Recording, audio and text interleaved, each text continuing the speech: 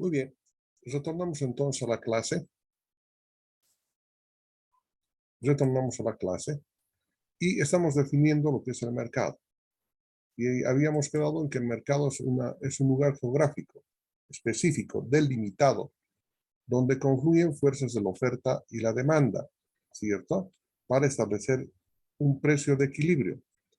Les daba un ejemplo, ¿sí? Que es muy simple, pero ¿qué es lo que pasa con el mercado para la uva de Tarija?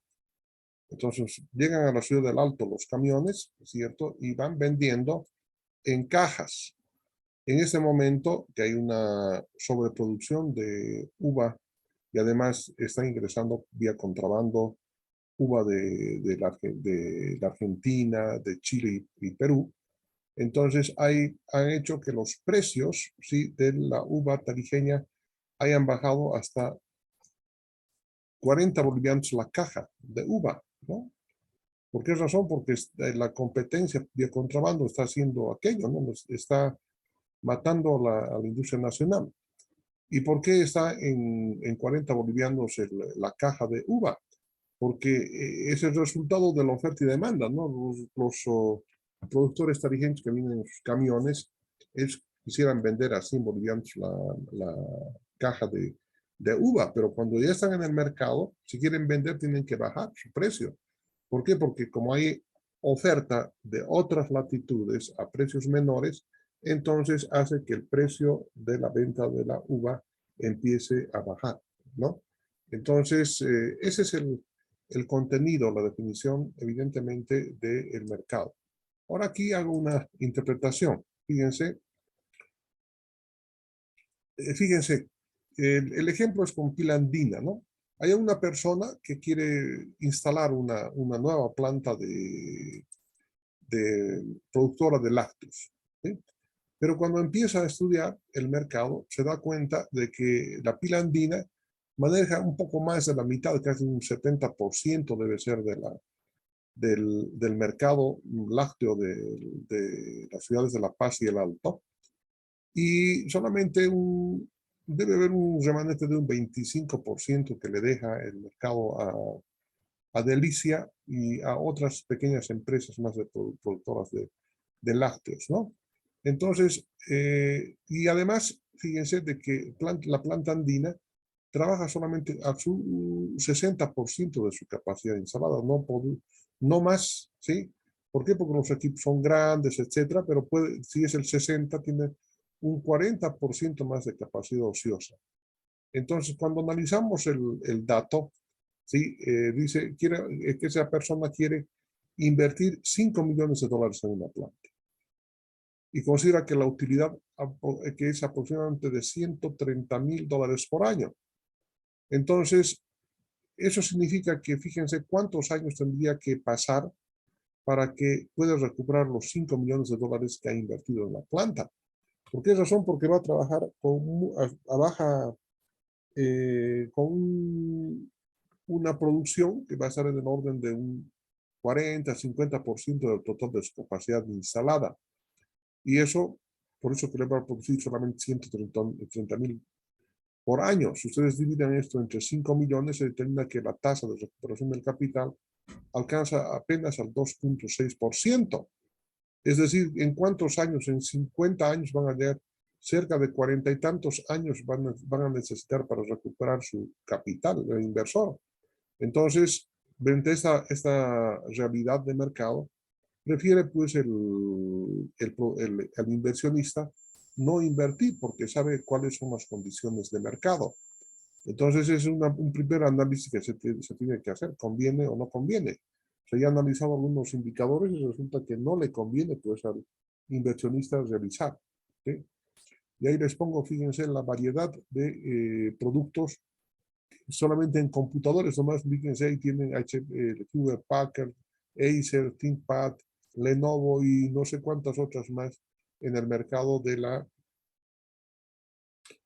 los computadores, que es el objeto de nuestro trabajo en ingeniería de sistemas. Vamos a analizar ahora algunos elementos tales como el estudio de la demanda y la oferta, ¿sí? Dice, Aquí vamos a definir, ya lo habíamos definido, pero aquí viene concreto, dice, el mercado necesariamente define un área geográfica, que puede ser municipal, regional, nacional, continental o mundial. Eso ya les había indicado. Estamos analizando el mercado para dónde, ¿sí? Para La Paz, para Potosí, para Bolivia y la Argentina, o para Bolivia y el Perú. Entonces, en el caso de la creación de la planta de amoníaco y de ese producto alto en nitrógeno, ¿sí? Que se produce a través de la transformación del gas, la urea, ¿sí? Para hacer ese proyecto han tenido que analizarse, ¿sí? Las demandas de los países vecinos y también, por supuesto, del nuestro. Es por eso que inicialmente se había propuesto, cuando el doctor Escalera era el presidente de proyectos de yacimientos, se había propuesto de que se instalen 3 plantas en el país de producción de urea, pero la planta más grande tenía que estar en eh, Puerto Suárez. La segunda planta tenía que estar para atender la demanda, bueno, la primera para atender la demanda del Brasil, ¿no? Que es grande. La segunda planta tenía que estar instalada en Villamontes y la tercera planta tenía que estar instalada en Uyuni. La planta de Villamontes para atender la demanda de Paraguay y la Argentina y la planta de Uyuni para atender la demanda del Perú y de Chile. ¿Sí? Bueno, desafortunadamente hubieron cambios debido a que los flujos de gas estaban comprometidos con la Argentina, perdón, con Brasil, y consecuentemente no quiso el expresidente de Yacimientos Petrolíferos Fiscales Bolivianos instalar la planta en Puerto Suárez. Y al cabo de los años fue un tremendo error.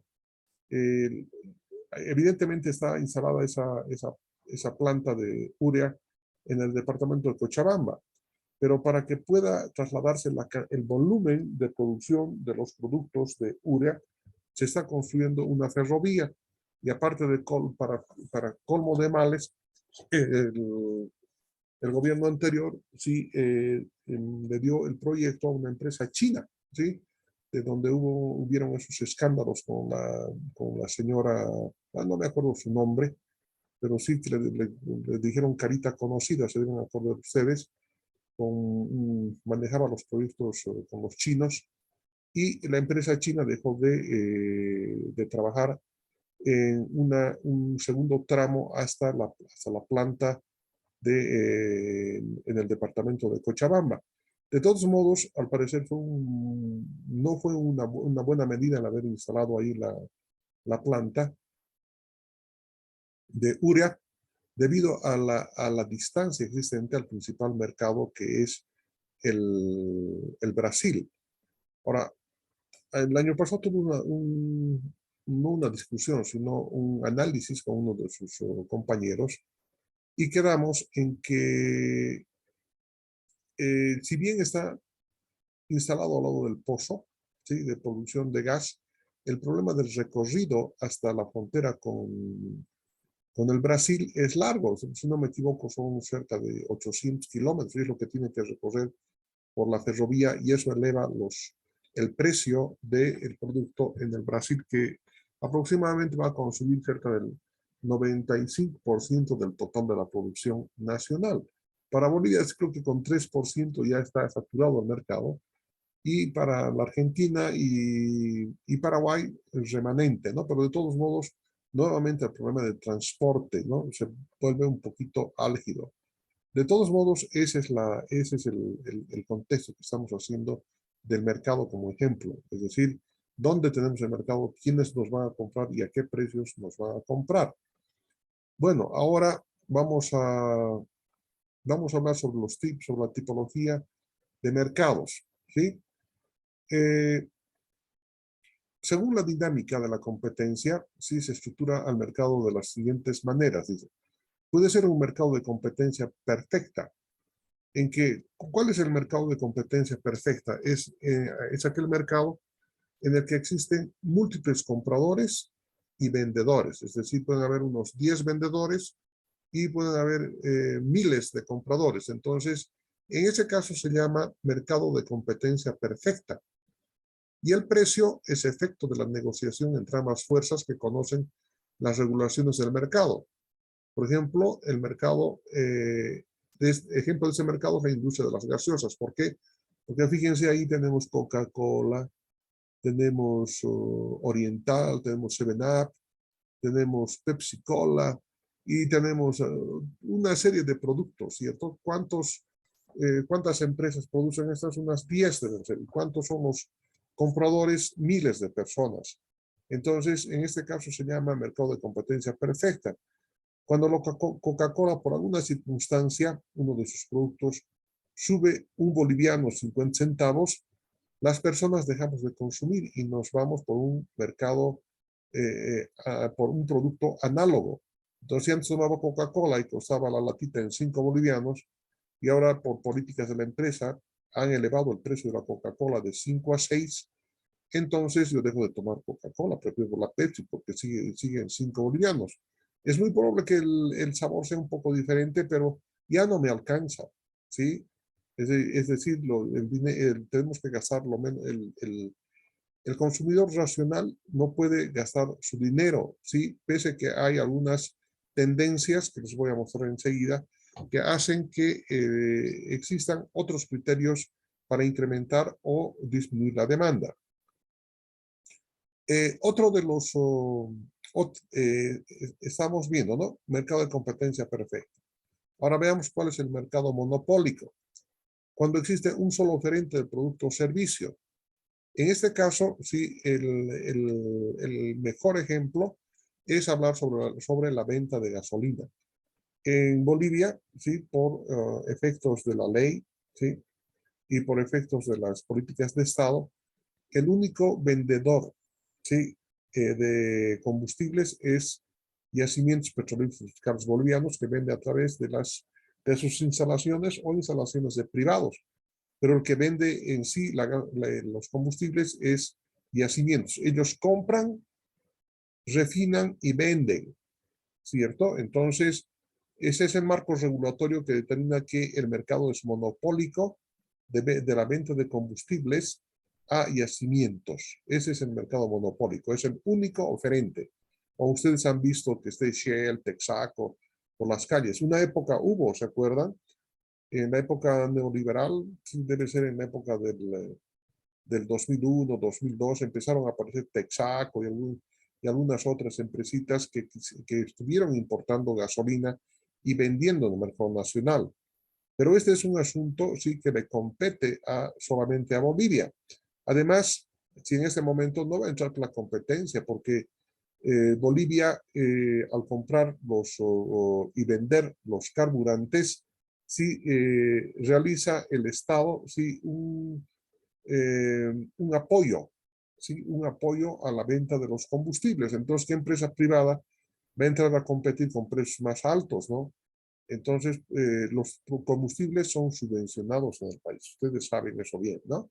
Todos los combustibles son subvencionados.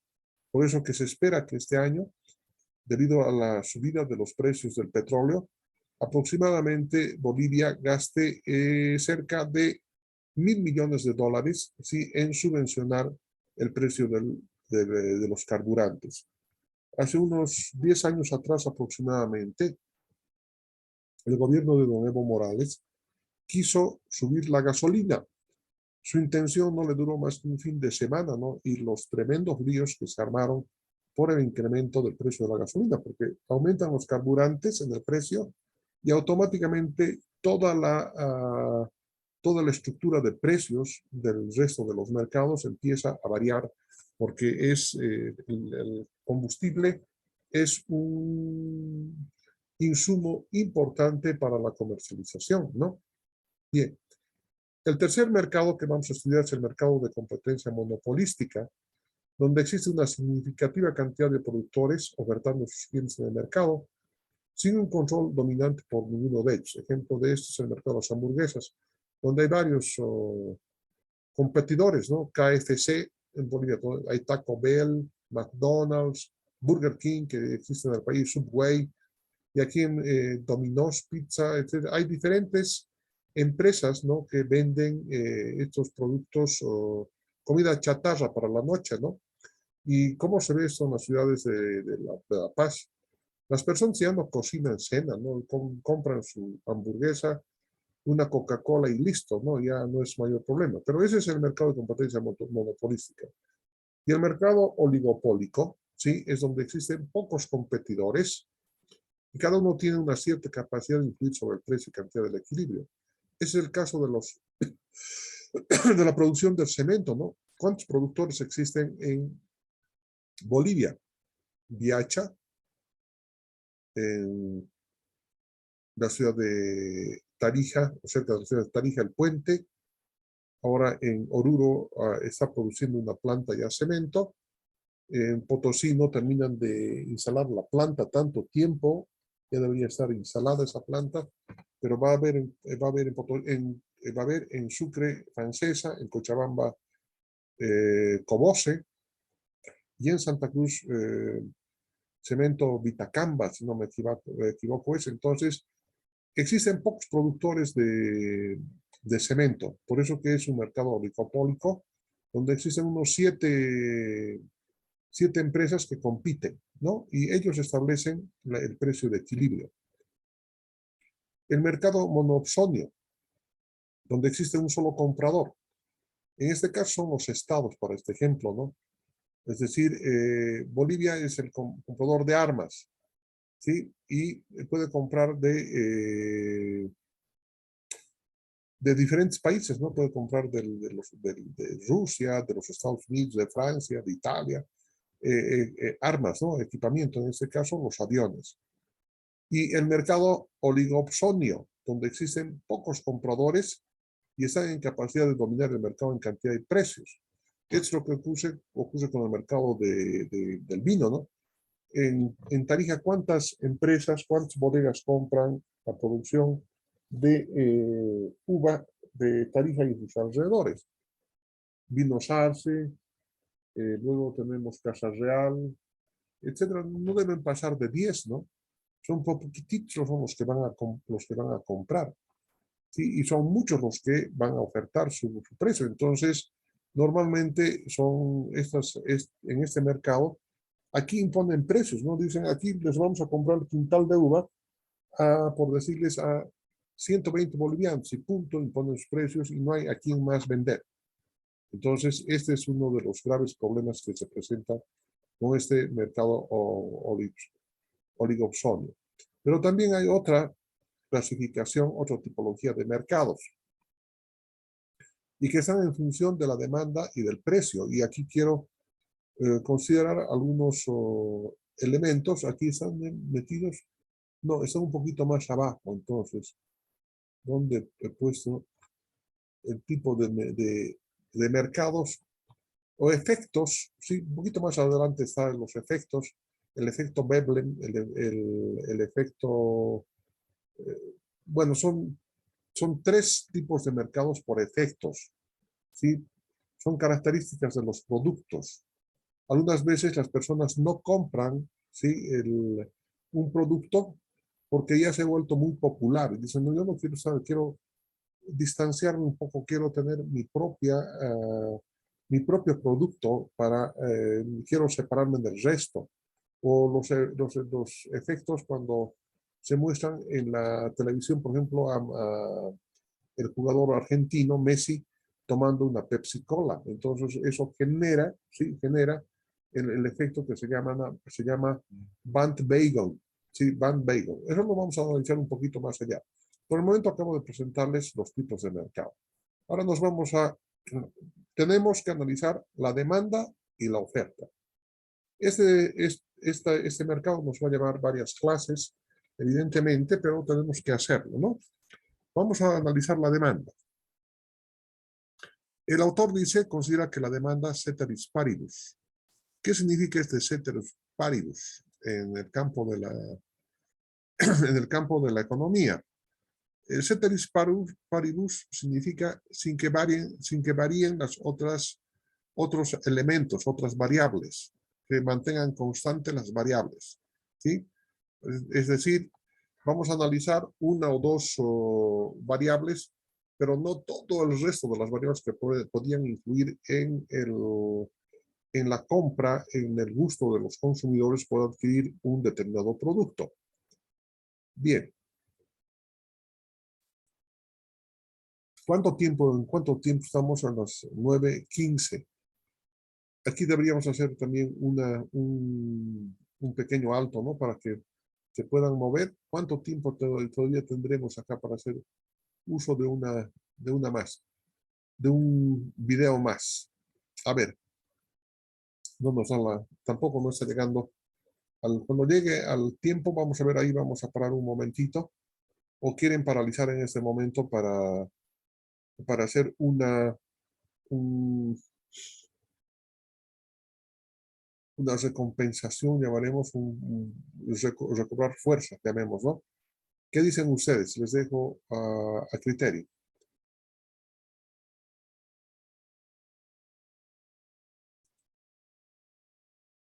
Hacemos un alto en este momento y volvemos con otro video enseguida para podernos despejar un poquito para el cansancio, porque evidentemente deben estar cansados. ¿Qué dicen? ¿Qué criterio tienen? Sí, continuamos, Inge, porque aún tiene más de 20 minutos y puede ser el último este, Inge. Sí, pero tenemos clases hasta las 10:30. Ese es el problema. Tal vez podríamos hacer un alto de unos 10 minutitos y volver con otro video para concluir la clase, o quieren meterle nomás así hasta finalizar.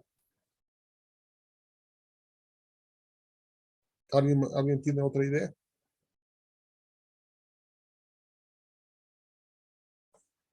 No hay ni apoyo, ni en contra, ni en favor. Miren cómo son las cosas.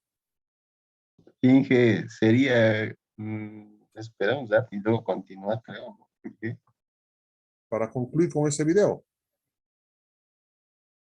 y luego ir al descanso. Ya, entonces continuemos. Vamos a hacer un esfuercito. Entonces,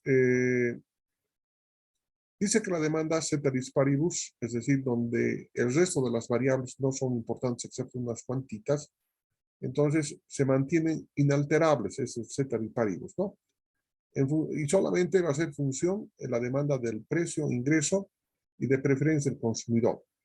Entonces vamos a analizar, dice, para bienes independientes. ¿Qué significan bienes independientes? Es decir, que la demanda del uno no implica la demanda de otro producto, ¿de acuerdo? Entonces, vamos a hacer el análisis para este tipo de mercado y de productos. Aquí tenemos que hacer otra diferenciación, llamemos así, entre lo que es la función demanda y la cantidad demandada. La función demanda es una relación existente entre cantidades demandadas y el precio o el ingreso, como en este caso. Fíjense acá. Aquí la cantidad demandada, aquí se producen los dos conceptos. Estas curvas corresponden a la función demanda, mientras que un puntito como Q4, Q1, Q2 corresponden a la demanda en algún punto en función de esa variable que estamos considerando que es el precio. ¿De acuerdo? Nosotros vamos a hacer el análisis de la demanda en función del precio, en función del ingreso, básicamente para ver qué es lo que pasa con la demanda. ¿Sí? Muy bien. Ahora veamos esta curva de demanda-precio, pero aquí, sí, eso es nada más. Curva de demanda-precio. Esta es la curva demanda-precio. Esta es la función demanda y la demanda puntual es cada uno de los puntitos que se proyectan sobre el eje de las abscisas. Analicemos esta representación de la demanda per cápita en función del precio. Vamos a iniciar con la curva azul. ¿De acuerdo? Con la curva azul. Dice que existe, dice, para un precio 1, existe una demanda 1, una demanda per cápita. Si el precio de la carne está en 35 bolivianos el kilogramo, entonces el consumo per cápita anual, por decirles, llega a ser 15 kilos. Pero si el precio sube hasta ese nivel, entonces es obvio que la demanda per cápita va a bajar. ¿Por qué razón? Porque como ya el precio es mayor, entonces tiene que disminuirse la cantidad demandada. Si costaba aquí 35 bolivianos, en ese punto costaba 35 bolivianos el kilogramo, entonces cuando sube el precio a 60 bolivianos por kilogramo, entonces las familias van a tener que dejar de consumir carne. ¿Por qué? Porque ya no les alcanza a su presupuesto. Ah, muy bien. Entonces, eso significa que la demanda per cápita no solamente es función del precio. Evidentemente, la curva verde corresponde, ¿sí?, a una demanda, una función demanda, donde el ingreso se ha incrementado.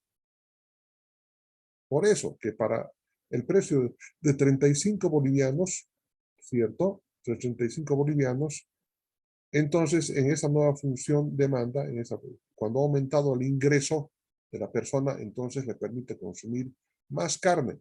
Si inicialmente habíamos dicho que era 15, ¿se acuerdan aquí cuando el precio 1 en la curva azul llegaba a ser un promedio de consumo de 15 kilogramos de carne por año? Entonces, como ahora he incrementado mis ingresos como familia, entonces ahora incremento también mi consumo. Ya no es 15, ahora ya es 25 kilogramos por año.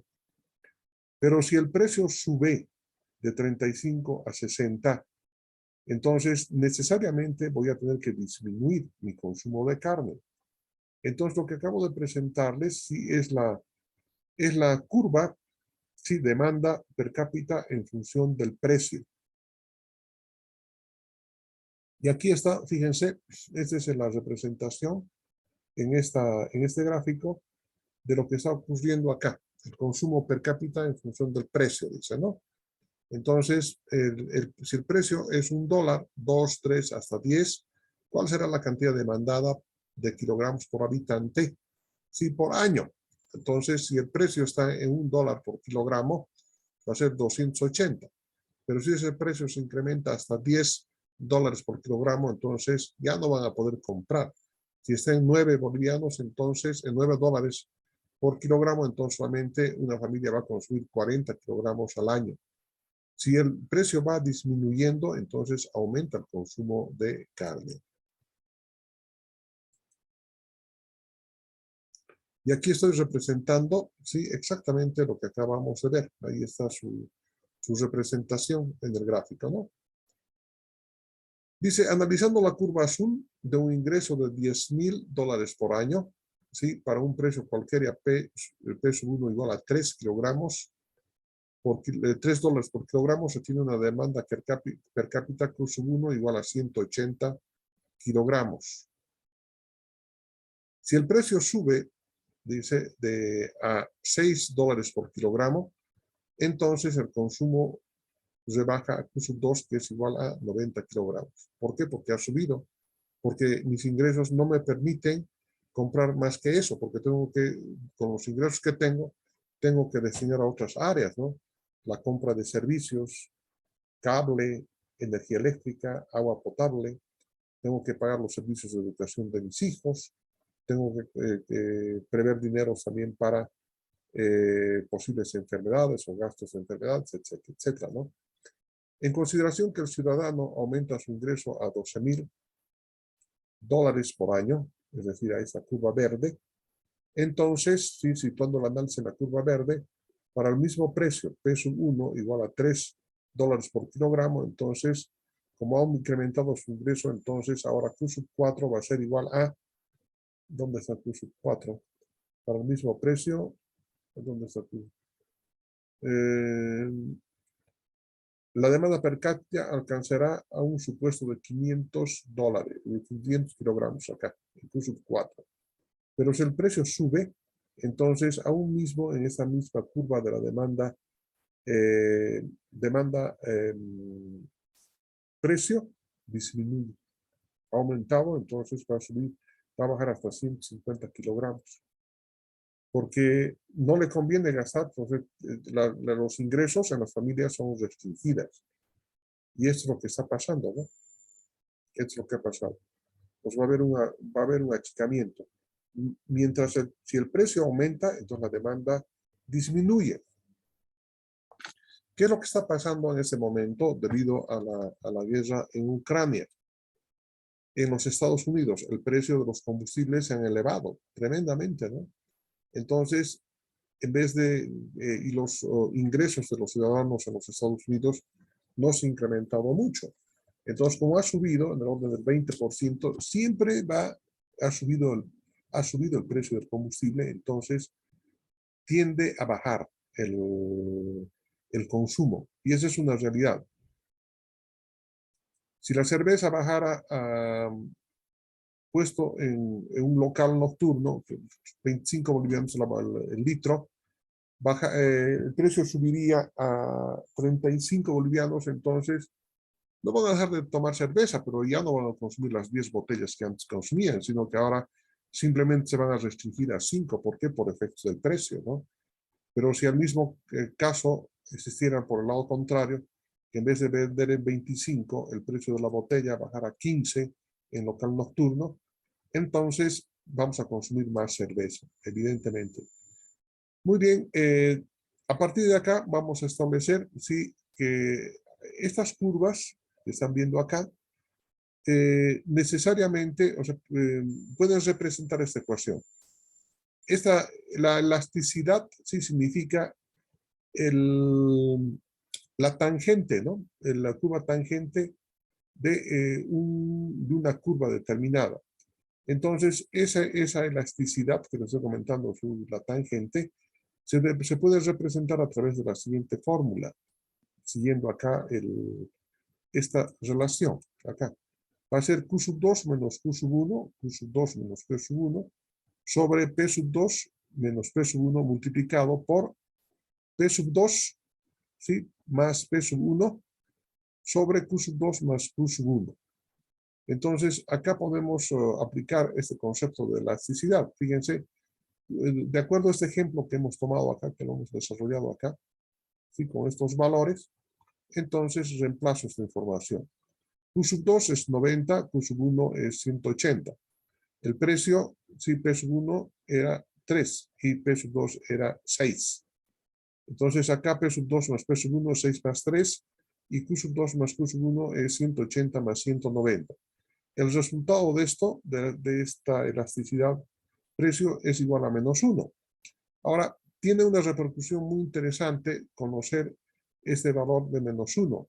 Aunque se representa todo esto, se dice en términos de valor absoluto.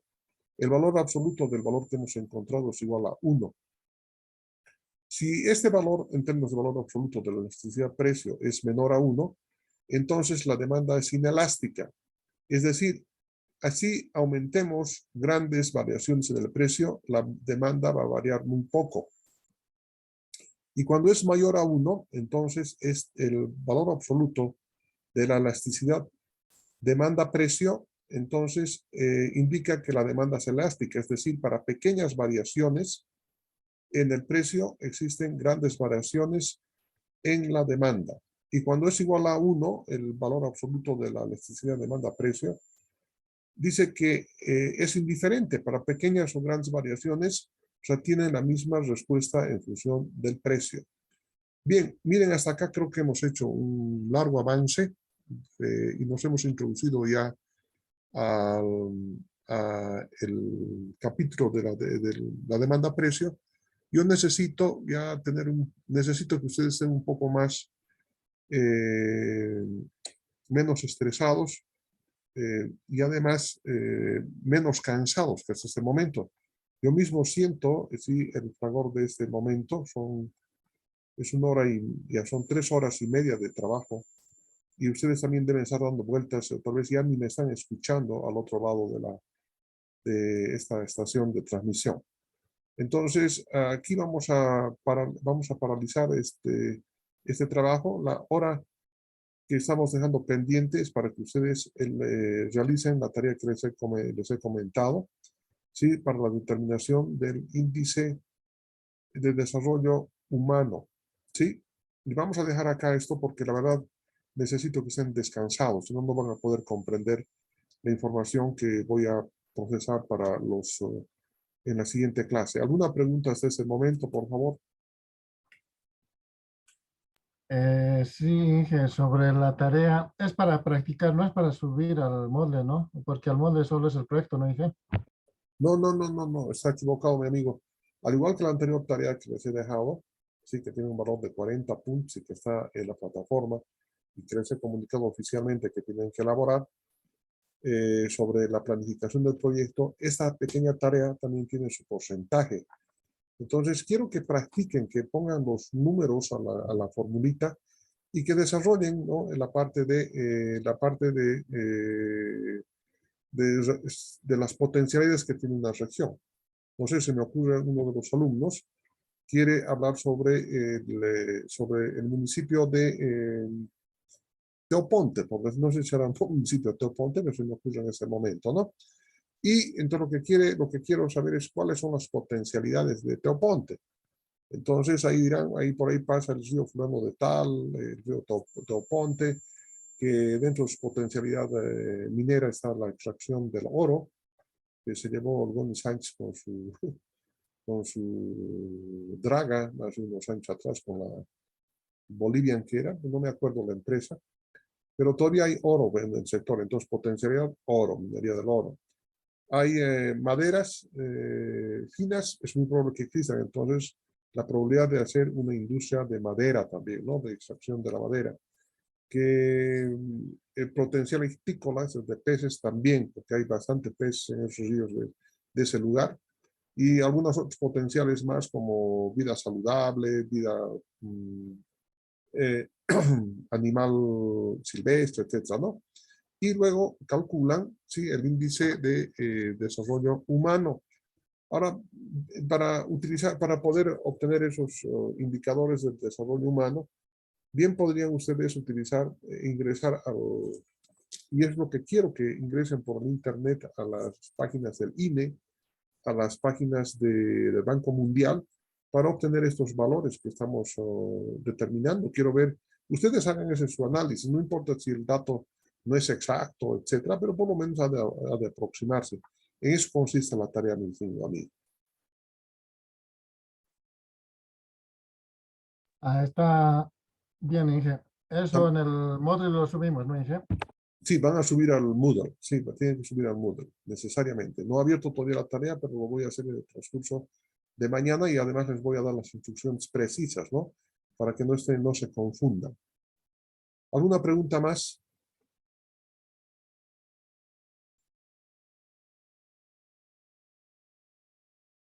Creo que ninguna. Si hay cansancio, evidentemente, yo tanto les he dicho si podríamos tal vez dividir, ¿no? Pasar hasta las 9 y en otro día pasar de 9 a 10:30, pero eso queda en función de la disponibilidad de tiempo también que tienen ustedes. Ya, ahora, miren, el capítulo de mercado es uno de los capítulos más interesantes y además es un capítulo importante, parte interesante, porque en ese capítulo y en la aplicación de las técnicas, porque íbamos a ver bastante matemática, así como es el caso que pide nuestro amigo Ángel, vamos a utilizar bastante matemática. Fíjense, ya no tengo tiempo para explicarles, por ejemplo, la utilización de esta ecuación. Voy a utilizar el pizarrón y la pantalla para empezar a desarrollar estos elementos.